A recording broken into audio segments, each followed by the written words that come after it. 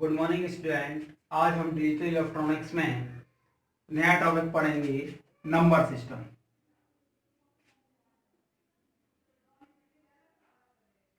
तो number system क्या होते हैं, ये जानकारी सबसे पहले हमें जरूरी होती है। तो देखिए, दैनिक जीवन में हम यानी रोजाना कुछ न कुछ अंकों का प्रयोग करते हैं। जैसे कि हमने बाजार चले गए, फल खरीदा है, फल के ऐसे 25 रुपए किलो के केला खरीद लिए। तो हमने जो 25 है, ये 25, यानी जो 5 ये डिजिट अलग है, ये 0 to 9 के बीच में है, ये डिजिट भी 0 to 9 है। हम दैनिक जीवन में प्रत्येक नंबरों का प्रयोग करते हैं।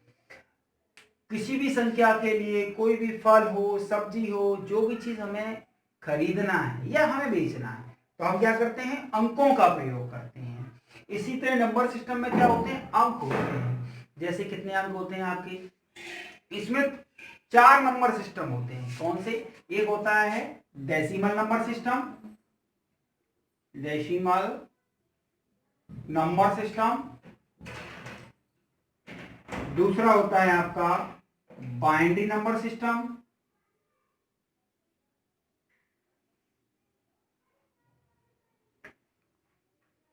तीसरा होता है आपका ऑक्टल नंबर सिस्टम।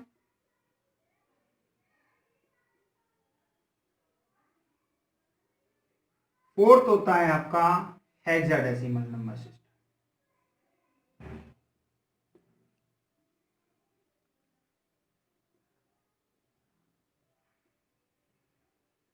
तो मैंने कहा कि दैनिक जीवन में हम जो यूज करते हैं, तो दैनिक जीवन में हमने जो यूज करते हैं वो कौन करते हैं हम, डेसिमल नंबर सिस्टम। जैसे 25 रुपए केले खरीद लिए, आम खरीद लिए, जो भी करे, तो हमने जो अंक यूज कर रहे हैं, यानी कौन से अंक आप यूज कर रहे हैं, 0 to 9 अंक के डिजिट यूज कर रहे हैं, तो वो सब आएंगे आपके डेसिमल नंबर सिस्टम में।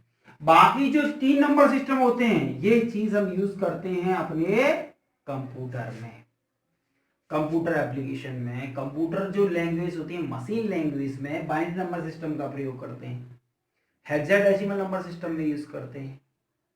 माइक्रो प्रोसेसर 8086, 8085, असेंबली लैंग्वेज, तो वहां ये सारे नंबर सिस्टमों का प्रयोग करते हैं। यानी मनुष्य कुछ ना कुछ नंबर सिस्टमों का प्रयोग करता रहता है। एक तो हम डेसिमल तो हम दैनिक जीवन में यूज करते हैं, बाकी 3 हम कंप्यूटर में यूज करते हैं। तो इसके लिए डिजिट 0 to 9 होती है, और बाइनरी की जो डिजिट होती है वो 0 and 1, दो ही वैल्यू होती है इसकी वैल्यू 0 to 9, इसकी वैल्यू 0 to 1। अब ऑक्टल होता है, इसकी वैल्यू होती है 0 to 7, और हेक्साडेसिमल की वैल्यू होती है 0 to 9 and 8 to f। ठीक है।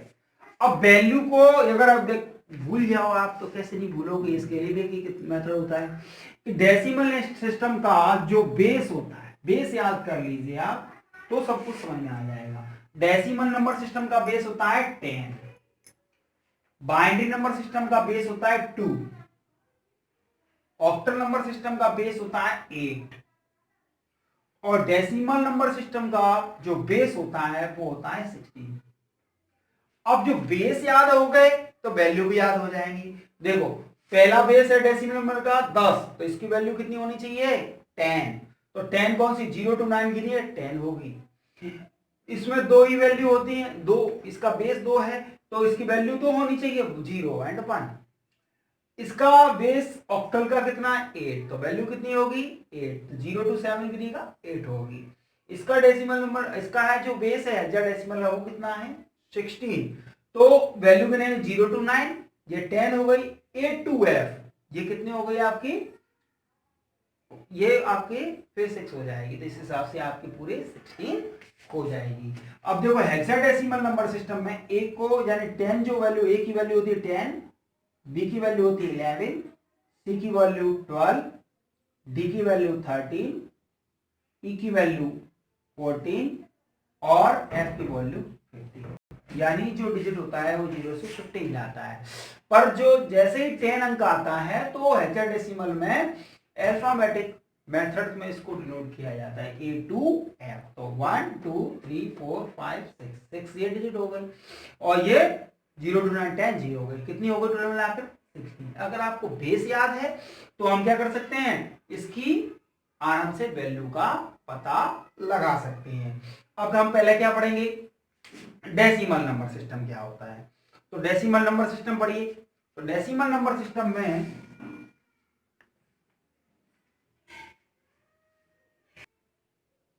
हाँ जी, तो अब हम क्या पढ़ेंगे डेसिमल नंबर सिस्टम को। अब नंबर सिस्टम आप समझ गए। नंबर सिस्टम के बाद आता है इसके 4 पार्ट होते हैं, तो चारों पार्ट को एक 1 by 1 में चेंज किया जाता है। तो क्या होता है कि जो डिजिटल इलेक्ट्रॉनिक्स होता है ना, इसमें सिर्फ न्यूमेरिकल आता है, थ्योरी नहीं पूछी जाती कभी भी। तो इसका जो न्यूमेरिकल आएगा तो न्यूमेरिकल में कन्वर्जन पूछेगा, तो कन्वर्जन किससे किस में होता है। तो सबसे पहले मैं कन्वर्जन कर जाता हूं डेसिमल नंबर सिस्टम का किस किस में कन्वर्जन होता है, ठीक है ना। पहला है आ गया आपका डेसिमल नंबर सिस्टम।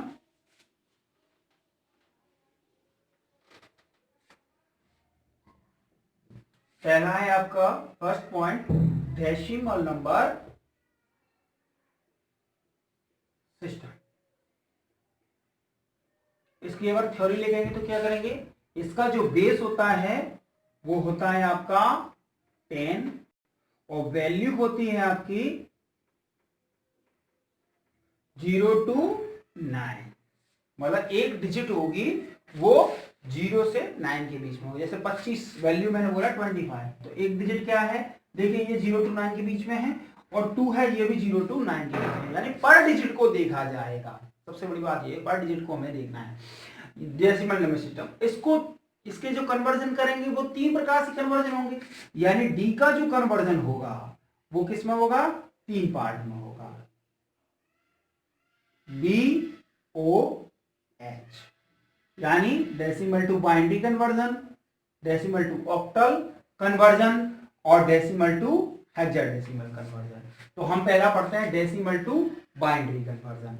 तो देखिए सबसे बड़ी बात है कि डेसिमल को किसी भी कन्वर्जन में चेंज करना है, तो जिस कन्वर्जन में चेंज कर रहे हैं उसके आधार का डिवाइड कर देते हैं, बस दैट्स इट, सारी प्रॉब्लम सॉल्व।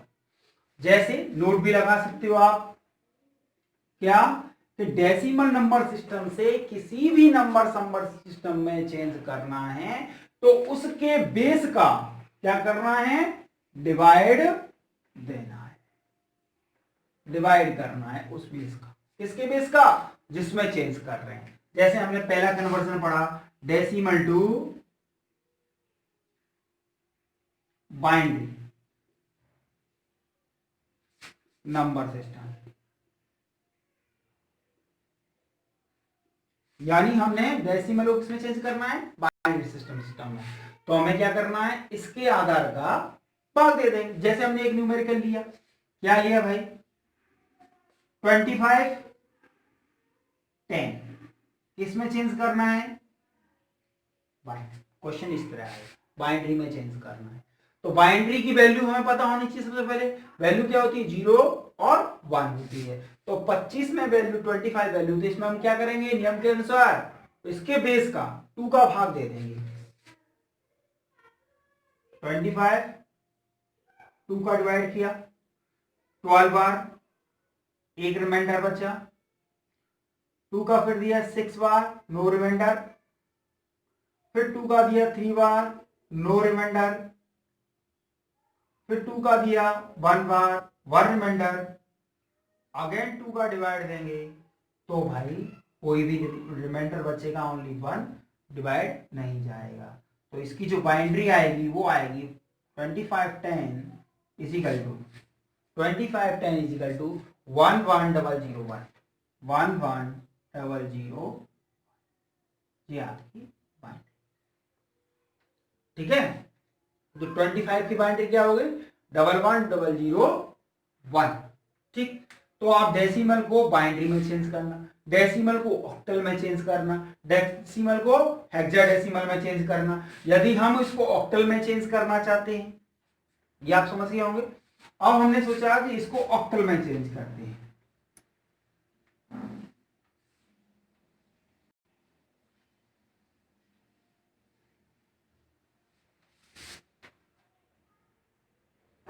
देखिए 25 जो है 10, इसको हमने किस में चेंज कर दिया, ऑक्टल में चेंज किया।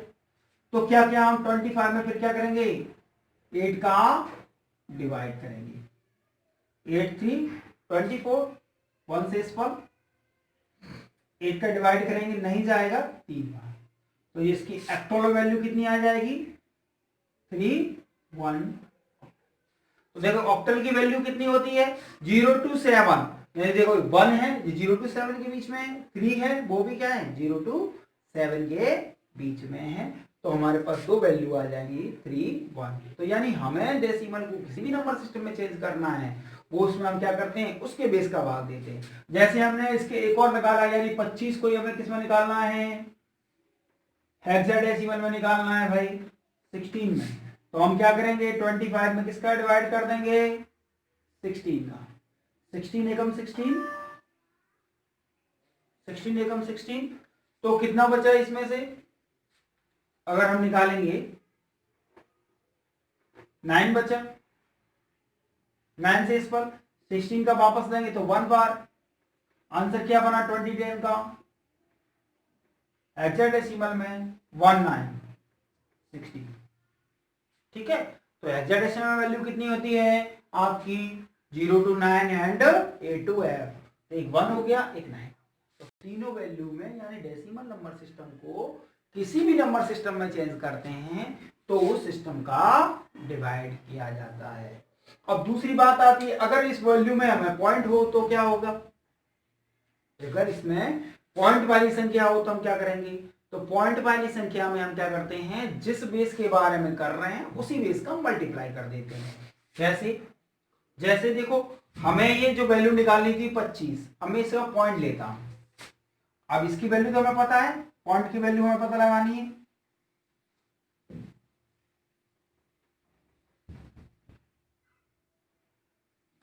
जैसे 25.4 ये 10 में है, निकालना हमें किस में है, बाइनरी में निकालना है। तो हम क्या करेंगे इस जो पॉइंट वाली संख्या हम जो ज्ञात करते हैं वो 0.4 है, इसमें हम क्या करेंगे मल्टीप्लाई 2 का, तो क्या आया अपने पास 0.8,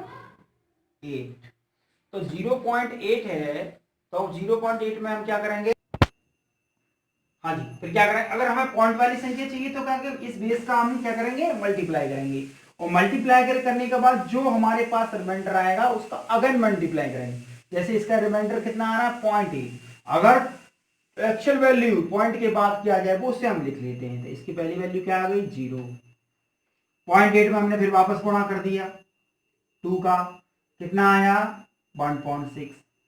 अब देखिए इसके लिए हम रिमाइंडर क्या रखेंगे 1 आ गया इसका, या तो जो मल्टीप्लाई है कंप्लीट हो जाए या फिर वो रिपीट हो जाए। 1.6 में आपका रिमाइंडर का आएगा 0.6, 2 का फिर मल्टीप्लाई किया 1.2 आया, इसके लिए हम क्या लिखेंगे 1। अब इसके बाद हम दूसरा लिखेंगे तो क्या होगा 0.2 बचा, 0.2 में हमने 2 का मल्टीप्लाई किया, कितना आया 0.4, इसमें क्या आया आपका 0। अब आया आपका वापस 0.4, रिमाइंडर क्या है 0.4, इसका 2 का मल्टीप्लाई किया, देखो वही संख्या रिपीट हो गई वापस, इसलिए हम यहां तक ही करेंगे, इससे आगे नहीं करेंगे। तो जो संख्या आई वो क्या आई 0 1 1 0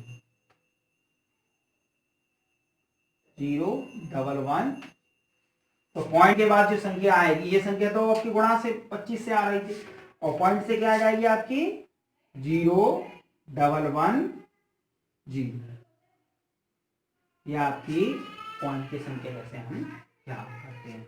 जैसे हमें ऑक्टल में भी याद करना है 0.4, तो इसके लिए क्या करेंगे, देखिए इसका 8 का गुणा करेंगे, ऐसे 25.4 है और 25.4 जो डेसिमल में ऑक्टल में याद करना है, तो 0.4 है, 0.4 में किसका मल्टीप्लाई करेंगे 8 का, कितना आया 3.2, तो इसका हम क्या लिख लेंगे 3, 0.2 वापस लिखा हमने, 8 का मल्टीप्लाई किया कितना आया 1.6, क्या लिख लेंगे अपन 1, 0.6 वापस लिखा, 8 का वापस मल्टीप्लाई किया क्या आया 48, 4.8 हम क्या लिख लेंगे 4 लिख लेंगे।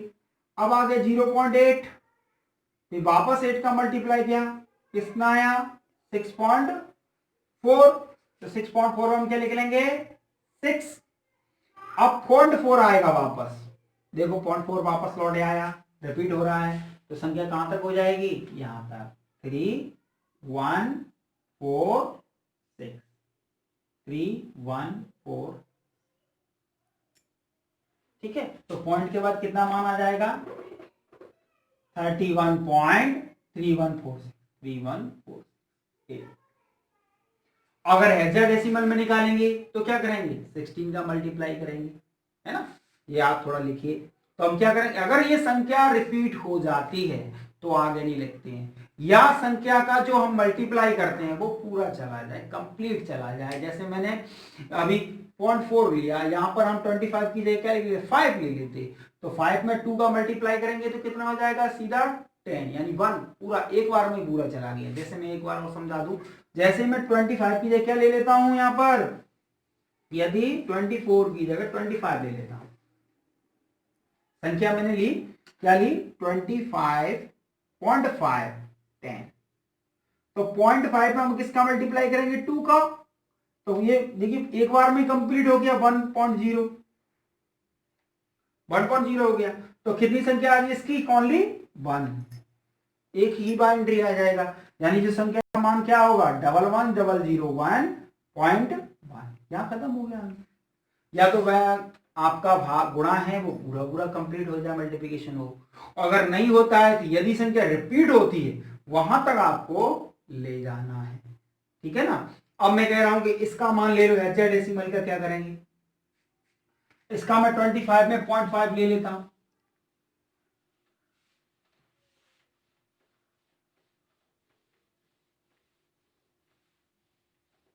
क्या करें हेक्साडेसिमल को चेंज करना है, तो हेक्साडेसिमल में हम क्या करेंगे जैसे मैंने को वैल्यू ले ली और ये पॉइंट ले लेता हूं, वैसे मैंने संख्या आपको बताई थी, पॉइंट वाली संख्या लेता हूं, क्या करते हैं 0.5 10, इसको चेंज किस में करना है हेक्साडेसिमल में चेंज करना है। देखो यहाँ या तो बेस में 16 लिखा आएगा, अगर 16 नहीं लिखा है तो क्वेश्चन लिख करके यहाँ एच भी लिखा हो सकता है, जिससे हम समझ सकते हैं कि ये हेक्साडेसिमल नंबर सिस्टम ही है। अब हम क्या करेंगे, अब देखिए 0.5 पे हम किसका करेंगे गुणा 16 का, तो देखिए 16 का 5 तो 80 आता है, यानी 8.0 पूरा पूरा मल्टीप्लाई हो रहा है, तो इसका हम क्या लिख लेंगे 8। तो हमारा जो आंसर होगा 0.5 इंटू 10 इज इक्वल टू कितना हो गया आपका 0.816, ये आपका आंसर हो जाएगा। अब देखो डिजिट कितना है 0 to 8 के बीच में है, ठीक है। यदि कोई संख्या 10 से ऊपर हो तो हम ए लिखते हैं शेष फल के लिए, कोई बड़ी संख्या लिखनी हो तो, जैसे हमने 125 लिखा,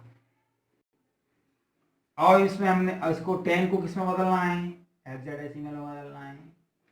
अब हमने 16 का भाग देंगे किसमें 125 में, कितनी बार जाएगा ये आपका भाग दोगे आप, हाँ जी, तो 16 सत्ते क्या हो जाएगा 7 बार चला जाएगा, तो ये हो गया 112, 16 इंटू 7 कितने होते हैं 112, तो 112 125 में से 112 घटाएंगे तो कितना आएगा आपका 3 और 1, यानी शेष फल आता है 13। अब 16 का फिर भाग देंगे तो जाएगा नहीं, ये 7, इस तरह हम लिखेंगे। तो 13 को हम क्या बोलते हैं 13 को हम क्या बोलते हैं 10 को ए बोलते हैं, 11 को बी बोलते हैं, सी को 12 बोलते हैं और डी को 13 बोलते हैं, ये डी हो गया। तो इसका जो आंसर आ जाएगा वो क्या आ जाएगा 7D। यदि कोई शेषफल और रिमाइंडर क्या हो 10 से ऊपर हो तो वो हम A to F लिखते हैं, इसलिए मैंने ये उदाहरण दिया कि 125 लेंगे तो कितना आंसर आएगा, है ना। तो इसी के साथ हमने आज क्या पढ़ा डेसिमल नंबर सिस्टम पढ़ा है। आगे की वीडियो हम क्या पढ़ेंगे बाइनरी नंबर सिस्टम पढ़ेंगे, तो उसको कितने भागों में बांटते हैं, उसे क्या करते हैं, ठीक है ना।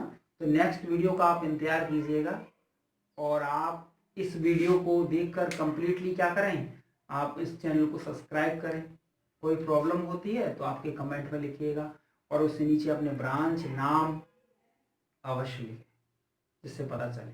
धन्यवाद।